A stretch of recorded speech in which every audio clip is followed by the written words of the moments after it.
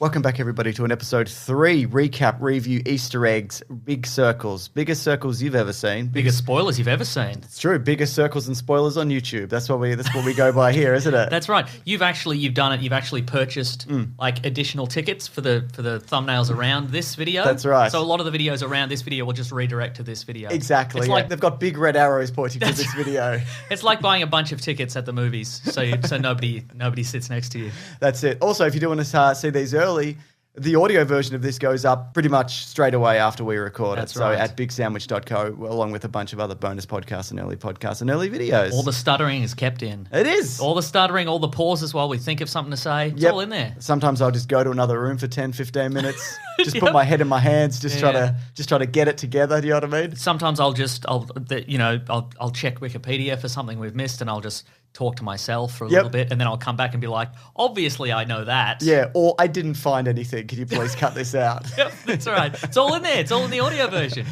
So leave a like if you could, because we're going to go through a number of things this week. We're going to talk about the return of Zemo, Madripoor, and maybe a connection to the X-Men, the return of Sharon Carter, the Super Soldier Serum, or the new version, a big surprise cameo at the end. The Super Soldier Serum. Very good. Yeah, it was very good, wasn't it? Yeah, 10-minute pause there. And then I said, wait, I'm going to do some research on this joke, and we'll call it a joke. And then what we're going to do is you can start speaking and I'll interrupt you. Absolutely. It worked out really well. Yeah. It flowed really naturally. And also, I want to talk a bit about one surprise cameo that's coming to a few episodes down the line. So, how do you know about this? The director said it, or the showrunner was like, this is happening in episode 5. There will be time codes down the bottom, or I forgot. I don't know. So, do you want to start with Zemo? Yes.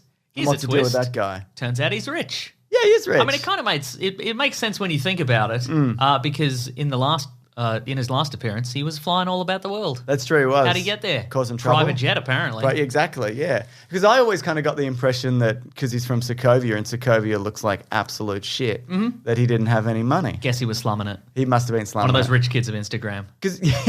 And it turns out, I guess, that he like in the comic books, he is a baron. Yes, exactly. In Civil War, we had just assumed he was a Sokovian Special Forces, I guess. I think it's hinted at, or it might be on a file somewhere. I can't specifically remember.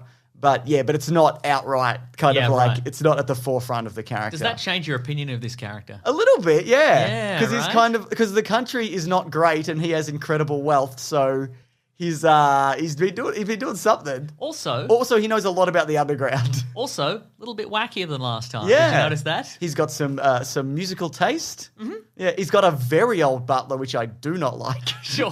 That always upsets me. What do you want, a hot young butler? Well, it's like with the Spider-Man butler. He's like 1,000,000 years old. Yeah. I don't like it. Just let him retire. Sure. You've got the money for it. Get a different butler. What are you doing? Archer's butler.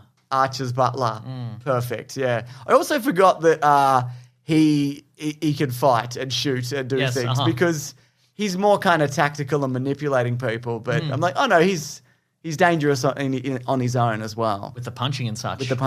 And the vintage cars and such, and the purple mask and such. Yes, which was it's a good look for him. I think so too. Wait, so where's that purple mask from then? Because it was just in his car. I wonder whether it's his that's his underground persona on when he's moving about Pirate Island or whatever. Maybe it's a family thing. It might like be, how Destro has from G.I. Joe has the metal mask. I think also depending on the version, there's like a newer Zemo and a Zemo from World War II. Because in the comics, he's from World War II. He's a Hydra Nazi agent man. I know that you're thinking of previous Zemo. Yes. Granddad. Yes, that's what I'm saying. So in the comics, I mean, there's 2, yes. multiple versions. Yeah, exactly. I also liked how they did an Ocean's 12 style breakout plan where it just already happened. Sure, they could have really spent the whole episode on getting Zemo out, but because this is like only 6 hours of television, it's like, nah, we don't have time for it. I really want to see one of those at some point, and then someone just says, no, that sounds dumb. Let's not do it. I'm pretty sure that has happened. And then they're like, what, did we just open the door or whatever? I think it's happened in something. Leave a comment. And Falcon could have been like, maybe I'll just use my wings. Yeah, that's right. Fly in. Yeah, there's no roof on that cell. I just fly in and scoop him up like a little baby boy and fly him away. Yeah. Why don't we just tip the entire prison up on one end with a crane or something.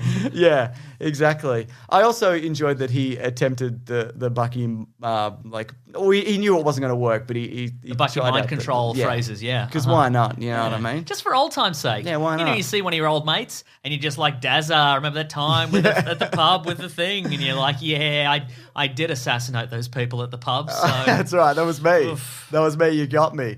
We also got a little Red Skull shout out, a little mention of. a shout out of the character Lil Red Skull. Little Red Skull!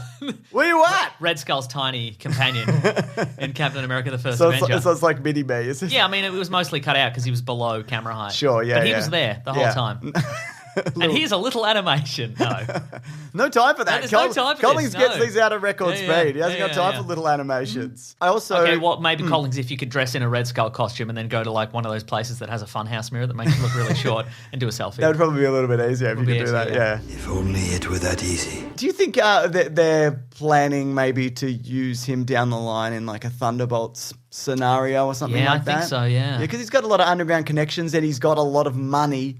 So he could... Yeah. And he's not... I mean, he's a bad dude because, as they mentioned, he planted that bomb in the UN and blamed it on Bucky and killed the king of Wakanda. All these things. When they mentioned that, I'm like, oh, yeah, I forgot about it. That's Oh, right. yeah, I forgot about it. His charming new personality and his riches are throwing me off. But yeah, so for people who don't know, in the comic books, at a certain point, the Avengers disappeared into sort of a parallel dimension. The whole world Yes. thought they were dead. And then all of a sudden, this team of other heroes showed up called the Thunderbolts. And who were they? Well, it turned out they were a bunch of villains with like new costumes and new identities who were getting in good with the public so then they could probably steal some stuff, Probably I just reckon. steal. That's mostly what it's about. Probably rob a museum. You know what they're like. A museum for a dinosaur skull. But I reckon, we're kind of in the same situation here because, a bunch of, the old school Avengers died or disappeared or have retired. So there's room for more. And the world's looking for more heroes. Exactly. In the style of a Captain America. So Exactly, and you could throw in like a Justin Hammer for like a Tony Stark or whatever. yeah. There's a number of people in the universe you could use Abomination. what happened to Batroc the Leaper 2 episodes ago? Did he die? I'm pretty sure. No, he didn't. He escaped. Put him on the He'll be back. Thunderbolts. Yeah. He could be the heroic frogman. No, it's not Batroc the Leaper. No, I'm a different guy. I'm different. I'm a different guy. Look yeah. at me. I'm different. I have a different mask.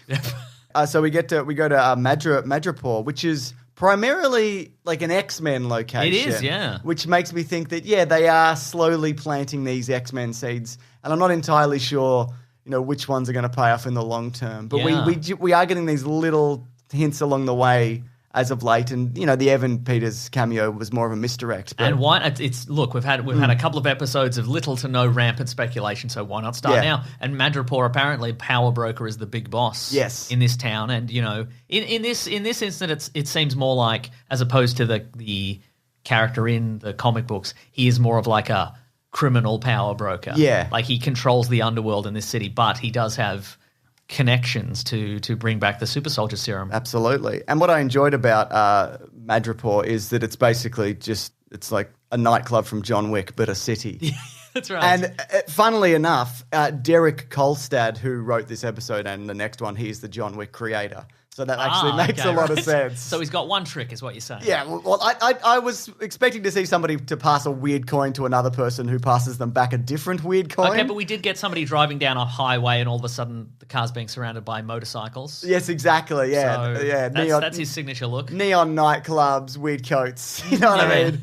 Assassins out to kill everybody all the time. All of these things. I liked the inclusion of Conrad Mack, who's from the comics. He's the Smiling Tiger. Nice little outfit. Can't run in his heels, as he mentions. I think does he have birds on his suit? I think it's the I pattern. don't know. I didn't notice that. Yeah, Could be falcons. Yeah. Okay. Well, there you go. And I also enjoyed that we see Bucky go all out. Yeah, which that is was kind of yeah. that's the way that he obviously can fight. But it seems like since he's been kind of de-mind controlled, he doesn't do that as much. Like he's not as probably brutal as. Well, he's got the 3 simple rules for dating his teenage daughter, which is be nice and have fun and try your best. Hold the raccoon, spin in a circle, firing machine guns. Yeah, that's right. That's his style. Yeah. So, but this episode definitely ramped up the action, which I appreciated. Yeah. We got Falcon and Winter Soldier kicking some butt. We got the return of Sharon Carter. Yeah. she's cutting through people. She's cutting through people big time. like a hot knife through butter. I tell you what. I also just want to quickly mention we got a little dance party montage. That's true. We did. Yep. Yeah.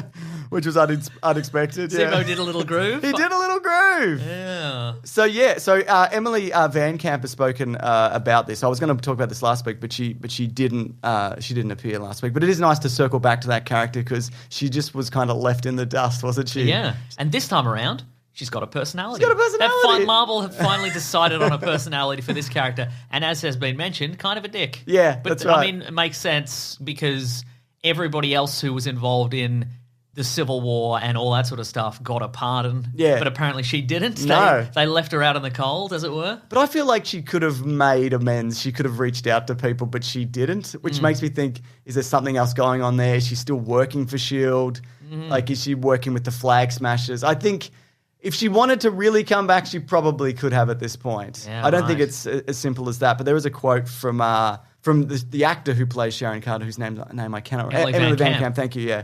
Would I say there's... I only know that because you said it like 30 seconds ago. Oh, did I? Okay. Yeah. Would I say there's a ton of closure for Sharon? No, not really. But then again, does anyone ever get closure in these movies and TV shows? She does kind of go, well, thanks for the adventure and I'm off. But I don't think it's the last we see of her because she's on the phone and she's like, something happened and I'm involved in this story still. That's right. They'll never be rid of me. Yeah. I think the line was, we have a problem, which makes me think either she's Power Broker or connected to Power Broker, but more likely she's probably with the Flag Smashers. Oh. I would say. Yeah. Working with... Because she had a stick for the smashing of flags. The smashing of flags, exactly. Because it seems like they have a lot of inside information and they've been talking to various people on the inside. One thing that maybe wasn't resolved this episode, which was brought to light last episode, is that Carly Skittlebrow, she said... she received a text message that said, you have what's mine and I'm coming for you. And I think a lot of us assumed it was Power Broker, but I've seen some theories on the internet that maybe that was Captain America saying that. I don't know how likely that is, but let's just throw it in there because it's rampant speculation day. Rampant cameo speculation here, big time. Yeah. Speaking of, we didn't get a lot of Cap and Battlestar. No, we didn't. Though we did get a little bit of John Walker and still not great. John Walker, that is his name. That's right, yes. Yeah, I've already forgotten. So, yeah, I just written here, the new Captain America is cray.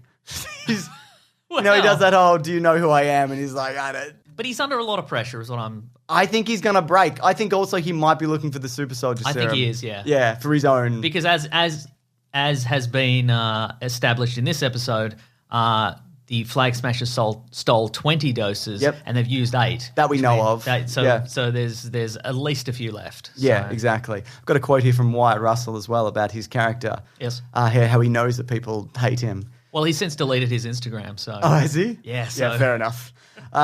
Leave him alone also. Yeah, he's an actor. Yeah, and if you don't like him, that's kind of the point of the writing of the show, I think. Yeah, you should write good show, Wyatt Russell. Yeah, good acting. You're good in it. Yeah. I don't have social media, I guess, anymore, but I've gotten some stuff sent to me from friends that were just too good not to see. The best one was the Up guy with his helmet on. It's fucking unbelievable. I mean, whoever did that deserves an award of some kind. It's flattering. They just hate the guy. They just hate him.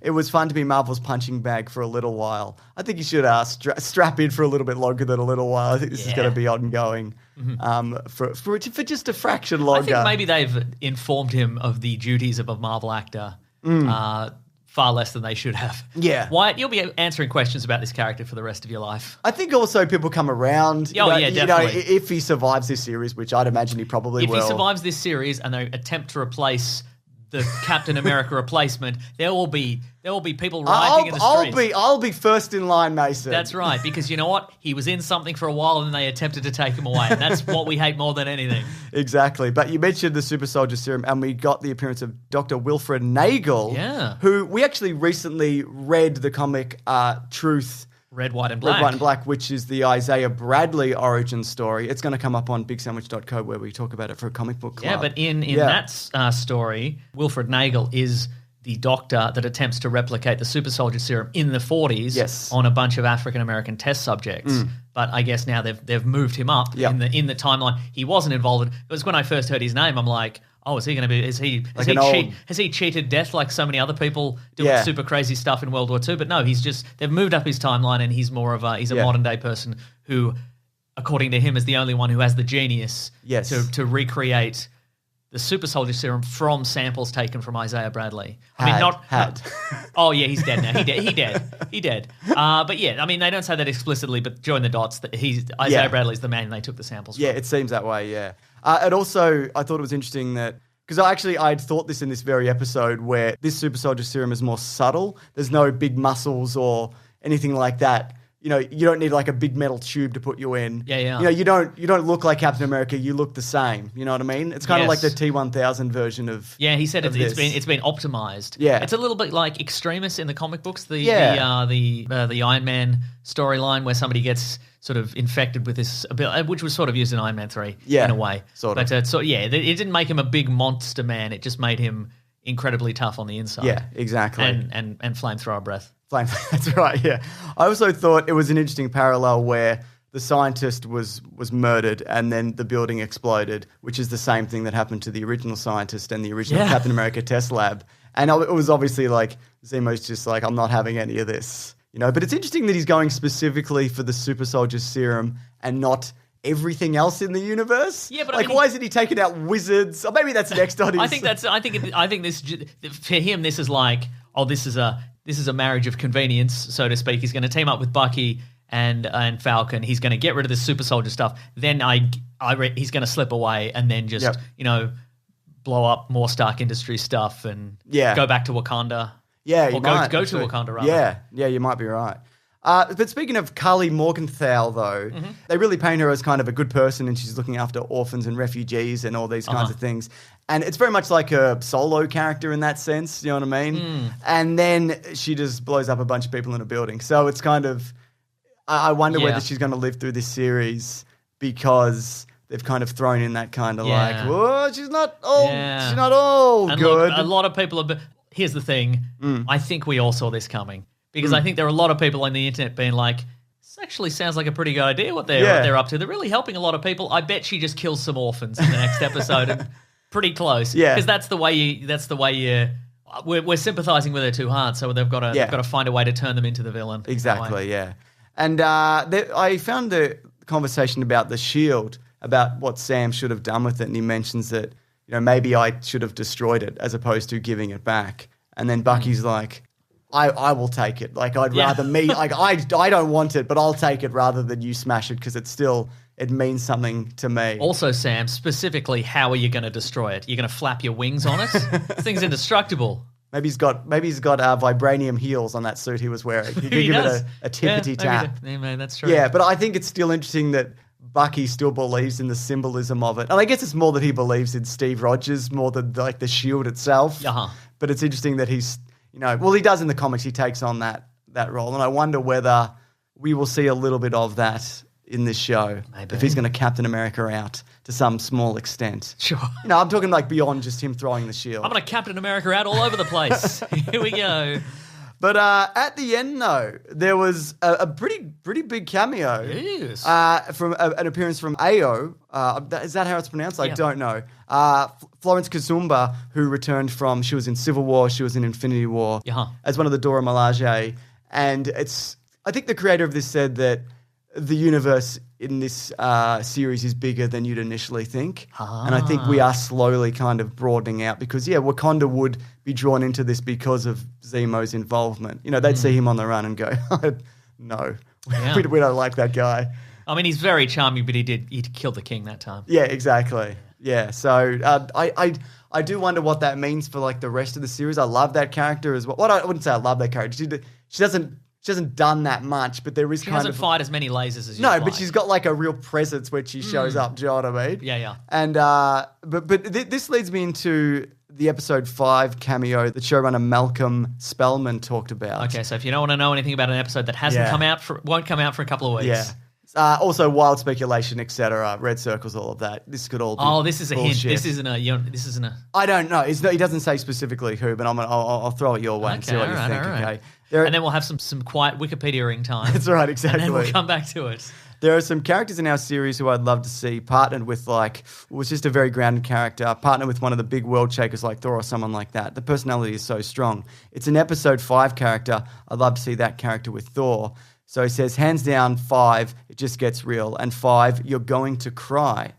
That's what he says, right? Oh. So I do wonder who that's going. So it's a to grounded be. character. Seems that way. I wonder. My initial thought was Isaiah Bradley flashback, Oh, yeah, okay. but I've seen a lot of speculation already online that it's going to be Chadwick Boseman, Oh, wow. which would be the timeline of this, and it's kind of morbid, to speculate on Yeah. this. But this started filming in October of 2019, and he passed away in August of 2020. Yeah, right. So it's entirely possible that he could make an appearance. Little cameo, I don't yeah. want to be like, oh my God, Black Panther's coming, get ready Yeah, or whatever. right. But it is a possibility. But I mean, he has said, and that would be nice. We'd love to see him again. That would be amazing, yeah. But the way that is worded suggests to me more of a civilian kind Yes, of character. and that's the other and element of I it. am racking my brain to think of somebody in this universe that doesn't have super. I'm like Darcy again. Justin Hammer? You want to see him hanging out with Thor? I kind of would actually. Yeah, potentially. Who's still Happy Hogan? Who's left? But it also has to be somebody where, hands down, it just gets real and you're going to cry. Yeah. So it's I don't know who that could possibly be. The crying thing makes me think Chadwick Boseman, but there's other hints in here which points in a different direction. I think it could be Crying Man Brown from the TV series Sliders. I wonder whether it is. Might be him, right? You've made colleagues find footage of that, I think. Yep, that's right. And that's what's going to be demonetizing. Yeah. That's going to get the copyright claim. Absolutely. So, yeah, look, any speculation, I'd love to hear it. And again, I don't want to get anyone's hopes up for a Chadwick Boseman cameo, but, that's how it is. I got some comments and questions here from people who've written into the show. Zemri says, Sharon Carter seems pretty sus, possibly the power broker, or maybe she helped Carly steal the serum for power broker. So, yeah, what do you think? What do you think about that? Look, I don't think she is power broker. Just because she seems to have her own business going on the side, that whole Art forgery situation. Yeah. So who do you think Power Broker could be if it's an existing person in the universe? Do you think it could be a Zemo? But he's been locked up, so it's probably not. I don't think it is. Yeah. I think he said look, and he's got a trustworthy face, this Baron Zemo, and he Sure. said, I only know him by reputation. So, Yeah. Do you think it's someone we've seen already? Potentially. I think if it's not, it's a name actor. Yeah, I right. don't think they could just be like some guy. Huh. You know what I mean? It has to be, Do you think it might be? I was going to say Edward Norton as his character from Battle Angel Alita, but then he's already sort of in this universe. So, well, look, if we're talking people from the universe, it's a long shot, but maybe like a General Ross or a former Shield higher up. yeah, Like General Ross seems like he's more like he's all about law and order. Yeah, I so can't don't know. imagine it would be. Yeah. If he hadn't passed away, I think Powers Booth would have been a good. From the World Security Council. Yeah, I think that would have been a good choice. I mean, I guess Batroc the Leaper, but he's more of a henchman. What happened to Robert Redford? He's dead. The character is dead. Yes. Okay. Yeah, he was shot. Oh, thank Remember God. he Hail Hydra. But Robert Redford's still alive. No, he's fine. But Okay, he great. Hail Hydra'd out in Winter yeah, Soldier. yeah, He yeah. did reappear in Endgame, but that was a parallel dimension timeline thing.